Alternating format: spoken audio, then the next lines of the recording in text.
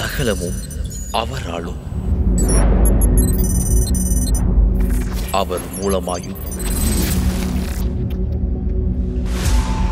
அவருக்காகவும் இருக்கிறது. வானோர்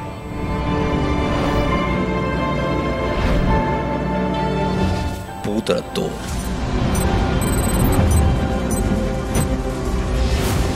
பூமியின் கீழானோர் யாவருடைய முழங்கால்கள் முடங்கும் நாமமுடையவர் அவரே மேலானவர்.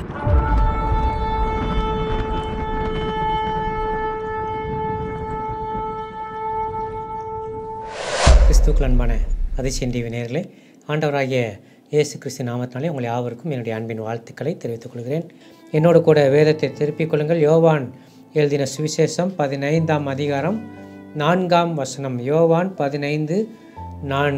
John, gospel of John chapter 15 verse 4. என்னில் நிலைத்திருங்கள், நானும் உங்களில் நிலைத்திருப்பேன். கொடியானது திராட்சை செடியில் நிலைத்திராவிட்டால் அது தானாய் கனி கொடுக்க மாட்டாதது போல நீங்களும் என்னில் நிலைத்திராவிட்டால் கனி கொடுக்க மாட்டீர்கள். முதலாவதாக நம்ம இங்கே பார்க்கிறோம், கிறிஸ்தவர்கள், ஆவிக்குரியவர்கள், விசுவாசிகள் என்று சொல்லுகிற நாம் நிலைத்திருக்க வேண்டிய மிக முக்கியமான ஒரு விஷயம், ஒரு ஏரியா. என்ன ஏரியானா, ஆண்டவருக்குள்ளாக நாம் நிலைத்திருக்க வேண்டும். ஹல்லேலூயா, ஹல்லேலூயா, ஆமென். நாம் ஆண்டவருக்குள்ளாக நிலைத்திருக்க வேண்டும். வசனம் இங்கே சொல்கிறது, என்னில் நிலைத்திருங்கள், நானும் உங்களில் நிலைத்திருப்பேன். நாம் கிறிஸ்துவுக்குள்ளாக, தேவனுக்குள்ளாக நாம் நிலைத்திருக்க வேண்டியது மிக மிக அவசியம். ஸோ நிலைத்திருப்பது அப்படின்னா என்ன அர்த்தம்? அப்போ நிலைத்திருப்பதுனா நம்ம வேரூன்றி நல்லா ஸ்ட்ராங்காக, சில மரங்கள்லாம் நல்ல உயரமாக இருக்கும், அதே போல் அதனுடைய ஆணி வேர் ரொம்ப கீழே இருக்கும், அவ்வளோ ஈஸியில் அதை பிடுங்க முடியாது. அந்தளவுக்கு அது ரொம்ப ஸ்ட்ராங்காக கீழே வேர் பற்றி இருக்கும்.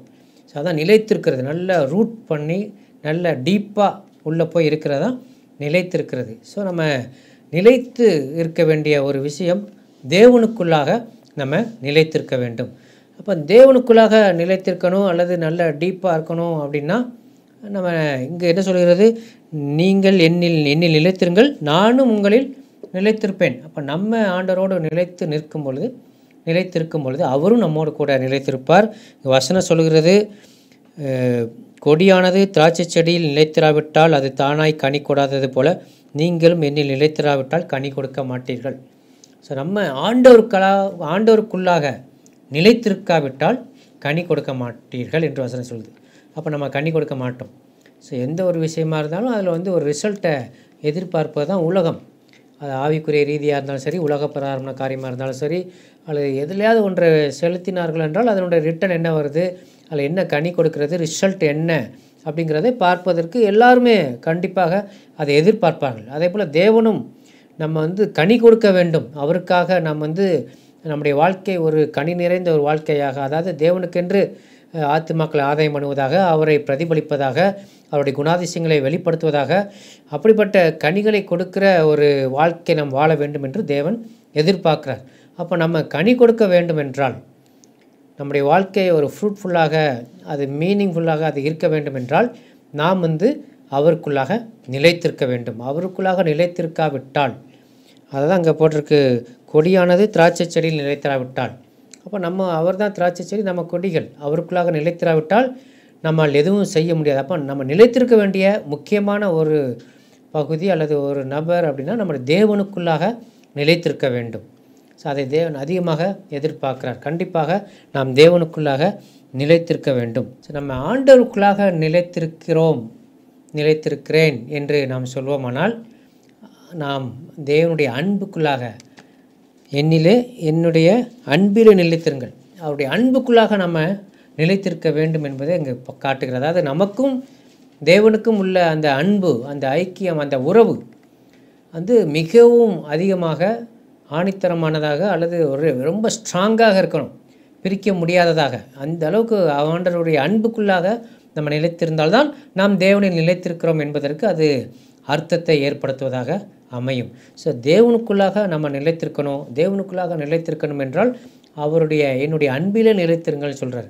அப்போ அவருடைய அன்பிலே நம்ம நிலைத்திருக்கணும். அவருடைய அன்பில் நிலைத்திருந்தால்தான் நாம் அவருக்குள்ளாக நிலைத்திருப்பதற்கு அது அர்த்தம் கொடுக்கும். ஸோ அவருடைய அன்பில் நிலைத்திருக்கணும். அப்படின்னா நானும் உங்களில் அன்பாக இருக்கிறேன், என்னுடைய அன்பிலே நிலைத்திருங்கள். பிதா என்னில் அன்பாக இருக்கிறது போல நானும் உங்களில் அன்பாக இருக்கிறேன். அதாவது பிதாவுக்கும் குமாரனுக்கும் உள்ள உறவு எப்படிப்பட்டதாய் காணப்படுகிறதோ அதே போல் நமக்கும் கிறிஸ்துவானவருக்கும் உள்ள உறவு காணப்பட வேண்டும். எனவே தான் நம்ம வந்து அந்த அன்புக்குள்ளாக, அந்த அன்பு வந்து இணையில்லாதது, அது வந்து மிகப்பெரியது. அந்த அன்பிலே நம்ம நிலைத்திருக்கணும். அவர் தம்முடைய அன்பின் நிமித்தம் இந்த உலகத்தையே மீட்டார். ஸோ யோவான் 3:16 சொல்கிறது, தேவன் தம்முடைய ஒரே பேரான குமாரனை விசுவாசிக்கிறவனையோனோ அவன் கெட்டு போகாமல் நித்திய ஜீவனை அடையும்படிக்கு அவரை தந்தருளி இவ்வளவாய் உலகத்தில் அன்பு கூர்ந்தார். அவ்வளோ பெரிய அன்பை அவர் வந்து இந்த உலகத்தில் வெளிப்படுத்தியிருக்கிறார், செய்து காட்டியிருக்கிறார். அந்த அன்புக்குள்ளாக நம்ம நிலைத்திருக்க வேண்டும். கிறிஸ்துவுக்கும் நமக்கும் உள்ள அந்த அன்பு அது வந்து குறையக்கூடாது. நாளுக்கு நாள் அது வளர்ந்து கொண்டே போக வேண்டும். அந்த அளவுக்கு நம்ம அன்பிலே நம்ம நிலைத்து காணப்பட வேண்டும் என்பதை அங்கே சொல்கிறது. 1 யோவான் 2:27. 1 John chapter 2 verse 27. நீங்கள் அவராலே பெற்ற அபிஷேகம் உங்களில் நிலைத்திருக்கிறது, ஒருவரும் உங்களுக்கு போதிக்க வேண்டியதில்லை. அந்த அபிஷேகம் சகலத்தை குறித்து உங்களுக்கு போதிக்கிறது. அது சத்தியமாய் இருக்கிறது, பொய்யல்ல. அது உங்களுக்கு போதித்தபடியே அவரில் நிலைத்திருப்பீர்களாக. அடுத்தபடியாக பார்த்தீங்கன்னா, அவருக்குள்ளாக நம்ம நிலைத்திருக்கணும் அப்படின்னா, ஒன்று அவருடைய அன்புக்குள்ளாக நம்ம இருக்க வேண்டும். ரெண்டாவது அவராலே பெற்ற அபிஷேகம். அந்த அபிஷேகம் நமக்குள்ளாக இருக்கும் பொழுது நாம் அவருக்குள் நிலைத்திருப்போம் என்பதை அது காட்டுகிறது. ஹல்லேலூயா.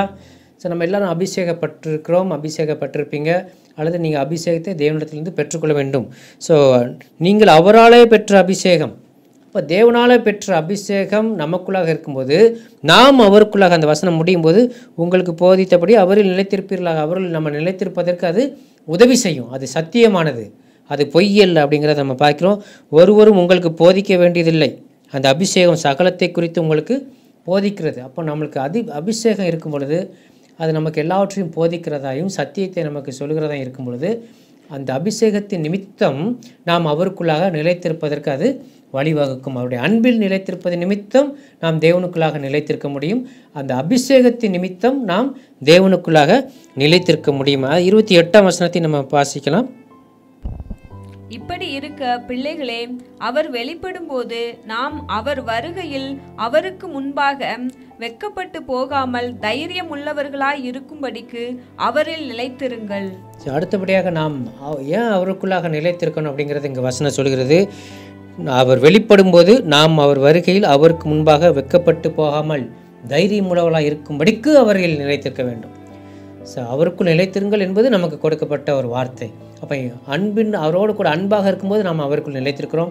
அவருடைய அபிஷேகத்தை பெற்று நாம் செயல்படும் போது அவருக்குள்ளாக நிலைத்திருக்கிறோம். அப்படி நிலைத்திருப்பதனால என்ன பிரயோஜனம் அப்படின்னா, ஆண்டவர் வெளிப்படும் போது, அவருடைய வருகையின் போது அவர் வெளிப்படும் போது நாம் அவர் வருகையில் அவருக்கு முன்பாக வெட்கப்பட்டு போகாமல் தைரியமாக இருக்கும்படிக்கு அவரில் நாம் நிலைத்திருக்க வேண்டும். அப்போ நம்ம அவருக்குள் நிலைத்திருப்பதனால ஆண்டவர் ஒரு நாள் வருவார், நம்ம பிரசங்கிக்கிறோம். அவர் வருகைக்கு நாமும் சபையும் சமுதாயமும் தேசமும் மக்களும் ஆயத்தமாக வேண்டும் என்று ஜெபித்தோம், நாம் தயாராகி கொண்டிருக்கிறோம்.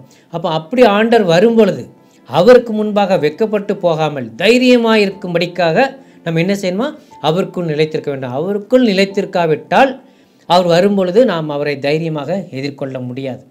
ஸோ எனவே நம்ம முக்கியமாக நம்முடைய வாழ்க்கையிலே நாம் நிலைத்திருக்க வேண்டிய ஒரு ஏரியா என்னென்னா, கிறிஸ்துவுக்குள்ளாக, தேவனுக்குள்ளாக, நம்மை படைத்த நம்முடைய தேவனுக்குள்ளாக நாம் நிலைத்திருக்க வேண்டும். ஏனென்றால் அவர் வரும்போது நாம் வெட்கப்பட்டு போகாமல் தைரியமாய் அவரை ஃபேஸ் பண்ணணும். அப்போ இன்னொரு இடத்துல வசனம் சொல்கிறது, அவர் வெளிப்படும் பொழுது அவரை குத்தினவங்க எல்லாருமே மலைகளும் மேடுகளும் குன்றுகளும் எங்களை மூடுங்கன்னு சொல்லி ஒளிவாங்கணும். அந்த மாதிரி சூழ்நிலை வராமல் ஆண்டவரை தைரியமாக எதிர்கொள்ள வேண்டும் என்றால் நாம் அவருக்குள்ளாக நிலைத்திருக்க வேண்டும். ஸோ யாரெல்லாம் ஆண்டவருக்குள்ளாக, தேவனுக்குள்ளாக, கிறிஸ்துவுக்குள்ளாக நிலைத்திருக்கிறார்களோ அவர்கள் மட்டுமே என்ன செய்ய முடியும், தைரியமாக அவருடைய வருகையை எதிர்கொள்ள முடியும். ஹல்லேலூயா, ஆமென். ஸோ இன்னைக்கு நானும் நீங்களும் நாம் யாவரும் நிலைத்திருக்க வேண்டிய முக்கியமான ஒரு விஷயம் என்னென்னா, தேவனுக்குள்ளாக, கிறிஸ்துவுக்குள்ளாக நாம் நிலைத்திருக்க வேண்டும். அதாவது அவருடைய அன்பிலே நிலைத்திருக்க வேண்டும், அபிஷேகத்தில் நிலைத்திருக்க வேண்டும். அப்படின்னா தான் அவருக்குள்ளாக நாம் நிலைத்திருப்பதற்கு அது வந்து ஒரு மீனிங்ஃபுல்லாக காணப்படும். ஸோ பிலிப்பியர் 4ஆம் அதிகாரம் 1ஆம் வசனத்தையும் பார்க்கலாமே. பிலிப்பியர் 4:1 அதையே நமக்கு சொல்லுகிறது. ஆதலால் எனக்கு பிரியமும் வாஞ்சையுமான சகோதரரே, எனக்கு சந்தோஷமும் கிரீடமுமானவர்களே, பிரியமானவர்களே, இந்தபடியே கர்த்தருக்குள் நிலைத்திருங்கள். அங்கே பிலிப்பியர் அந்த புத்தகத்தை எழுதினவர் அங்கே சொல்கிறாரு, கர்த்தருக்குள் நிலைத்திருங்கள். ஸோ நம்ம என்னிடத்தில் நிலைத்திருங்கன்னு இயேசு கிறிஸ்து அங்கே சொன்னார். இங்கே வந்து கர்த்தருக்குள் நிலைத்திருங்கள்னு பவுல் தம்முடைய விசுவாசிகளுக்கு, பரிசுத்தவான்களுக்கு, பிரியமானவர்களுக்கு சொல்கிறார். எனவே கர்த்தருக்குள் நிலைத்திருப்பது என்பது, கிறிஸ்துவுக்குள் நிலைத்திருப்பது என்பது மிக மிக மிக அவசியமான ஒரு விஷயம். ஸோ மேலும் 1 யோவான் 3:24, 1 John chapter 3 verse 24, 1 யோவான் 3:24. அவருடைய கட்டளைகளை கைக்கொள்ளுகிறவன் அவரில் நிலைத்திருக்கிறான், அவரும் அவனில் நிலைத்திருக்கிறார். அவர் நம்மில் நிலைத்திருக்கிறதை அவர் நமக்கு தந்தர்லின ஆவியினாலே அறிந்திருக்கிறோம். இங்கு சொல்லுகிறது, அவருடைய கட்டளைகளை கைக்கொள்ளுகிறவன் அவரில் நிலைத்திருக்கிறான். யார் தேவனுக்குள்ளாக நிலைத்திருக்கிறார் என்று பார்க்கும்பொழுது அவரை நேசிக்கிறவர்கள் அவருக்குள்ளாக நிலைத்திருக்கிறார்கள் என்று பார்த்தோம். அவரால் அபிஷேகம் பெற்றவர்கள் அவருக்குள்ளாக நிலைத்திருக்கிறார்கள் என்று பார்த்தோம். இங்கு எழுதப்பட்டிருக்கிறது, அவருடைய கட்டளைகளை கைக்கொள்ளுகிறவன் அவரில் நிலைத்திருக்கிறான், அவரும் அவரில் நிலைத்திருக்கிறார். அவர் நம்ம நிலைத்திருக்கிறதை அவர் நமக்கு தந்தர்லின ஆவினாலே அறிந்திருக்கிறோம். ஸோ நம்ம ஆண்டவருக்குள்ளாக நிலைத்திருக்கிறோம். எப்படின்னா அவருடைய கட்டளைகளை கைக்கொள்வதின் நிமித்தம், அவரை நேசிப்பதின் நிமித்தம், அவருடைய அபிஷேகத்தின் நிமித்தம், இங்கு அவருடைய கட்டளைகளை கைக்கொள்வதின் நிமித்தம் நாம் அவருடைய அன்பில் நிலைத்திருக்க முடியும் என்று வசனம் சொல்கிறது. அவருடைய கட்டளை என்னது? 2 கட்டளை தான் தேவன் கொடுத்தார். நம்ம எல்லாருக்கும் நன்றாக தெரியும். தேவனிடத்தில் அன்பு கூறுங்கள், பிறனிடத்தில் அன்பு கூறுங்கள். ஸோ லவ் காட், லவ் தை நெய்பர். தேவனிடத்தில் அன்பு கூறுங்கள், பிறனிடத்தில், நம்ம சுற்றி இருக்கிற மனித சமுதாயத்தில் அன்பு கூறுங்கள். அதுதான் நமக்கு கொடுக்கப்பட்ட வார்த்தை. ஸோ அதை நம்ம சரியாக செய்வோமானால் நாம் அவருக்கு நிலைத்திருப்பதற்கு அது வந்து அர்த்தமுள்ளதாக காணப்படும். அநேகர் சொல்லுவோம் நம்ம தேவனிடத்தில் அன்பு கூறுகிறோம் சொல்லிட்டு நம்மை சுற்றி இருக்கிற இந்த சமுதாயத்தை மனிதாபிமானம் இல்லாத ஒரு செயல் நம்மிடத்தில் காணப்படுமானால் நம்ம சொல்வது பொய். ஸோ தேவனை நேசிக்கிறேன் என்று சொல்லுகிறவன் தன் சகோதரனை பகைக்க மாட்டான். தன் சகோதரனை பகைக்கிறவன் தேவனிடத்தில் அன்பாக இல்லை என்று தான் வசனம் சொல்லுகிறது. எனவே தேவனிடத்தில் அன்பாக இருக்கிறேன் என்று சொல்லியும் வசனம் சொல்லுது, தன் சகோதரனை பகைக்கிறவன் அவன் வந்து ஏமாற்றுகிறவன், அவன் வந்து அது சொல்கிறது பொய். சகோதரனை பகைத்து தேவனை நேசிப்பது என்பது நடக்க முடியாத ஒரு விஷயம். ஸோ கண்ட சகோதரர்கள் அன்பு கூறாதவன் காணாத தேவனிடத்தில் எப்படி அன்பு கூற முடியும் என்று வசனம் சொல்கிறது. இன்றைக்கி நம்ம வந்து குடும்பத்தில் உடன் பிறந்தவங்க கூட, அல்லது நம்மளுடைய ரிலேட்டிவ்ஸ் கூட, அல்லது அக்கம் பக்கத்தில் உள்ளவங்க கூட, சபையில் கூட இருக்கிற விசுவாசிகள் கூட, இப்படி பல விதங்களில் பல ஏரியாவில் சண்டையும் சச்சரமாக வாழ்ந்து கொண்டு இருந்துட்டு, நான் கிறிஸ்தவன் சொல்லிக்கிட்டு பைபிளை தூக்கிக்கிட்டு அல்லேலியா சொல்லிக்கிட்டு அந்நிய பாஷை பேசிகிட்டு இருந்தால் அது வந்து தவறானது. அது வந்து நம்மை ஏமாற்றிக்கொள்கிறோம். ஆண்டவரை ஏமாற்ற முடியாது, ஆனால் நம்மளே ஏமாற்றிக்கொள்கிறோம். நான் வந்து ஆண்டவரை நேசிக்கிறேன், பைபிளே படித்தேன், எப்பவும் நான் ஆண்டவர் நிறைய பைபிள் படிப்பேன் சிஸ்டர், நிறைய பைபிள் படிப்பேன் பாஸ்டர், ஜோம் பண்ணுவேன், 2-3 மணி நேரம் ஜோம் பண்ணுவேன். ஆனால் பக்கத்து வீட்டுக்கு உங்களுக்கும் சம்மந்தமே இருக்காது. ஊரில் போய் கேட்டு பார்த்தா அவங்களா எந்த மனுஷட்டையும் முகம் கொடுத்து பேச மாட்டாங்க, சிரித்த முகத்தில் அவங்கள பார்த்ததே கிடையாதுமாங்க. இந்த மாதிரிலாம் இருந்துட்டு நாங்கள் வந்து தேவனிடத்தில் அன்பாக இருக்கிறேன், பைபிள் நிறைய படிக்கிறேன், நிறைய ஜோம் பண்ணுறேன்னு சொன்னால் நம்மளே நாம் ஏமாற்றிட்டுருக்கிறோன்னு தான் அர்த்தம். ஸோ கண்ட சகோதரத்தில் நம்ம அன்பு கூற வேண்டும். அன்பு கூறாமல் தேவனிடத்தில் அன்பு கூற முடியாது. தேவனிடத்தில் அன்பு கூறாமல் அவரிடத்தில் நிலைத்திருக்க முடியாது. அவரிடத்தில் நிலைத்திருக்காவிட்டால் அவர் வரும்போது அவரை எதிர்கொள்ள முடியாது. எனவே முதலாவதாக இந்த நாட்களிலே நாம் நிலைத்திருக்க வேண்டிய ஒரு விஷயம், தேவனுக்குள்ளாக, கிறிஸ்துவுக்குள்ளாக நம்ம நிலைத்திருக்க வேண்டும். இந்த நிகழ்ச்சியை குறித்த உங்கள் கருத்துக்கள் வரவேற்கப்படுகிறது. எங்களுடைய முகவரி Athisayam TV, number W759 4th Avenue, Anna Nagar west extension, Chennai 600101. Our contact number 7358586648. உங்கள் காணிக்கைகளை அனுப்பி இந்த ஊழியத்தை தாங்க எங்களுடைய ஜிபே எண்கள் 8020420556 மற்றும் 9940288277.